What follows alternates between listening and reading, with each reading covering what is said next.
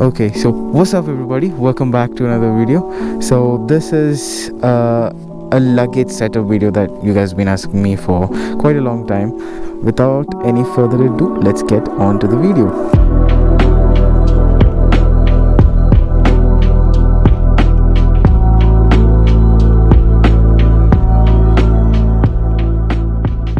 Okay, so first we're going to talk about the top box. Now this is one of my favorite products because I've been using this for almost like 1.5 years or something.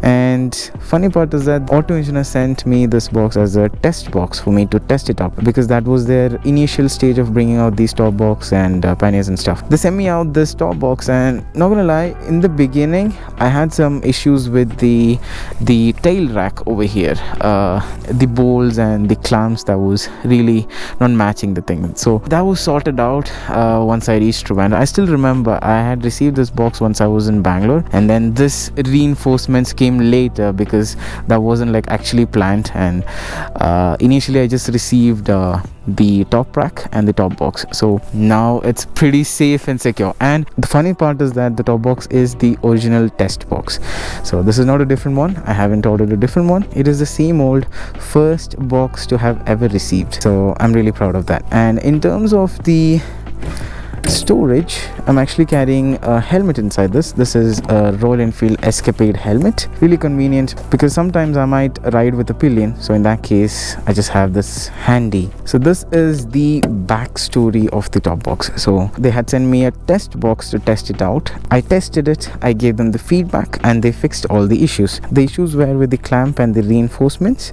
and that was sorted out. In terms of the necessity and the usage, I mostly use the top box for a fairly decent ride, like let's say around 300 kilometers or 400 kilometers one side ride. I use a top box and a tail bag. And the best part about the top box is that using this is kind of safer when you go out on ride. Some of you guys ask me what are the complications of using the top box. I would say there are a couple of complications which can be avoided easily by not overloading it. When there's a reinforcement as well, they'll be like, okay fine, I can just do anything what I want, put like a 20 kg rock into it, no problem. So that's not the case actually. The maximum load this top box can do is somewhere about 6 to 7 kgs if I'm not wrong. I do not go above 5 kg. So mostly what I carry in the top box is clothes, a laptop, and other electronic devices such as hard drive and everything. I get quite a lot of questions regarding the look of this, and people really ask me, does it really look good in the real world? I need not to comment on that. I believe with just the top box and the Himalayan, it looks really good. Yeah, about the maintenance of the top box, there are a couple of maintenance that you have to do if you're really using it very frequently and not just for rides and for daily commuting and everything. You might have to replace the hinges. It completely depends upon how you use it. Same goes to the inner lid, top lid gasket, that is this one. This might want a replacement. As of now I haven't replaced it. It's been almost 1.5 years with this one, so I don't really know. When it comes to the lock, pretty simple. You just have to do that and it locks. These bushes will also come under the periodic maintenance because these are gonna wear out. That's it about the top box, one of my favorite products. Let's move on to the next one, that is the panniers. So coming on to the panniers now, this I received I think 6 or 7 months after I received the top box. So I'm going to be talking about the same points which I mentioned about the top box. So when it comes to panniers, these are 36 liters each, which means they're of 72 liter of storage in total. That is 20 liters more than the Royal Enfield panniers. Some people might not like panniers that are this big, okay, so they might prefer the smaller ones, so that's up to them. Okay, again, these were sent to me. I had tested them and they were wonderful. You have no idea how much things I can store on these panniers. Right now I think I've stored a jacket on this as of now because I've just come for the shoot, right? So I'm not coming on to the second one. This I have a tool kit, and again this is the riding pant, I believe. My experience, to be honest, was really good. Like, I had taken this to the monsoon ride, which was a fail because my friend met with an accident. But apart from that, panniers were like absolutely good. I could store a lot of things in these, and this would come in really handy for the people who are planning to ride very long, these will be your companion in those kind of trips, so that you don't have to worry about, you know, adding more luggage options onto the bike. If you are familiar with packing clothes in such a way that it doesn't hinder the space or the storage, you are a king. What I do is I roll t-shirts, I roll jeans pants, and I start arranging it in the bottom. Okay, and then I keep my laptop, and then I'm gonna fill in more clothes so that the laptop doesn't, you know, play around in here. The other side I have my toolkit, things like that, man. Like if I'm carrying extra sandals or shoes and everything, I just throw it onto this and done. Overloading part, again, people overload these and complain about handling issues, which is quite dumb of them. Seriously, these panniers and the top box, whatever luggage system that you have on your bike, will always have a maximum load capacity. Carry light is what I say. Okay, so I use these in a systematic way. When I'm going on short rides or one day rides, I take the top box, and when I'm going on a decently long ride, like let's say up and down altogether 4,000 kilometers, then I take the top box, I mean the panniers. There's like a break-in period, or like a you get used to kind of period where you need to get used to the width and everything, so that you don't hit any people on the road while you're maneuvering through traffic. But apart from that, I personally wouldn't support or wouldn't vouch for city rides with these panniers, because no thank you. Yeah, and about highway rides, if there's any air drag, your speed can be affected if you use these panniers. For that matter, if you use anything that pops out of your bike, even the smaller panniers of Royal Enfield, there's going to be air drag, and it's going to affect the aerodynamics of the bike. Okay, that's going to have quite a bit of impact on your speed, mileage as well. So that's the thing about panniers, guys. And again, in terms of maintenance, same thing. These have hinges, so these can wear out easily. And again, top lid gasket, these can also wear out. If it wears out, just DM Auto Engineer. They're launching a new website. I think it's going to be available over there. Or if it's not, then just DM Auto Engineer. And that's it about the panniers. And I really love these panniers, to be honest. I really love my luggage setup. Okay, now that we have talked about the top box and the panniers, now let's go on to the point where people ask, is it worth buying?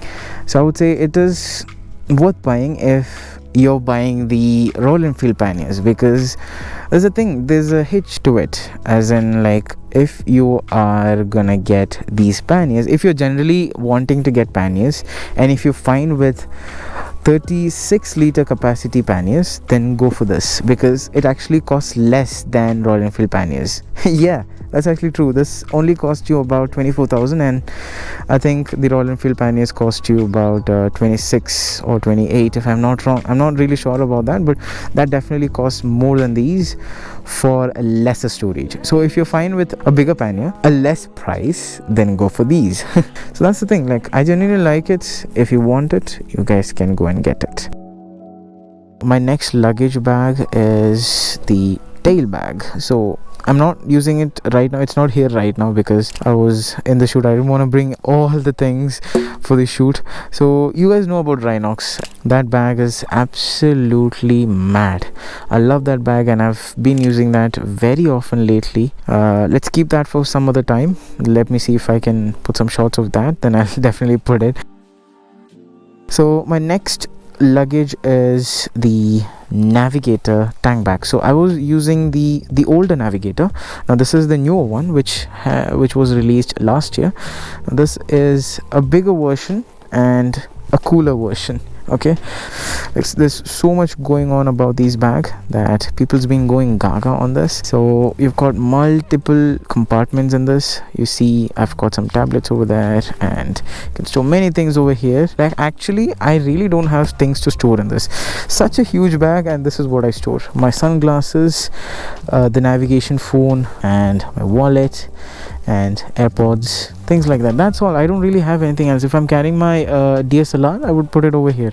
That's all. And by the way, they have a separate bag for DSLR, so that's actually a good thing. Coming over to the side part, you have these compartments, same thing over there.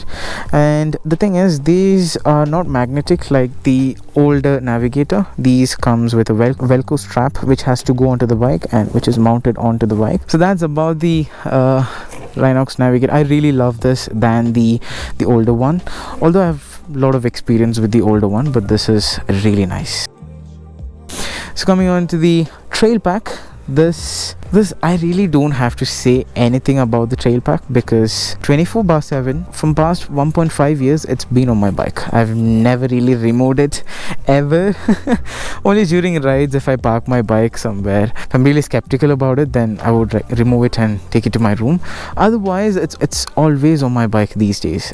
I never take it out, and these are 100% waterproof, which is what I need. And I've made a review on this on monsoon ride as well.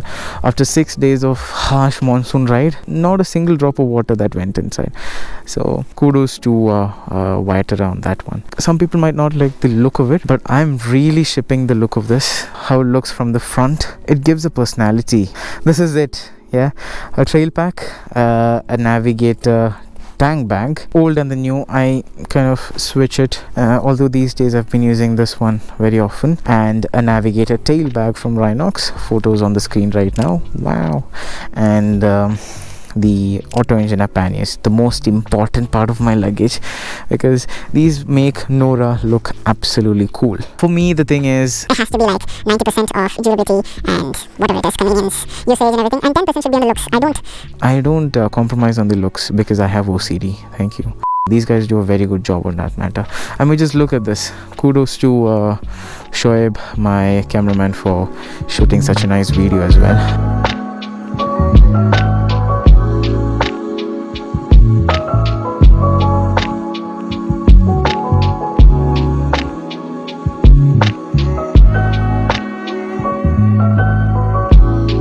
So these are my luggage setup, and I really love them. Like, it's not just a luggage setup for me, it's just something personal to me.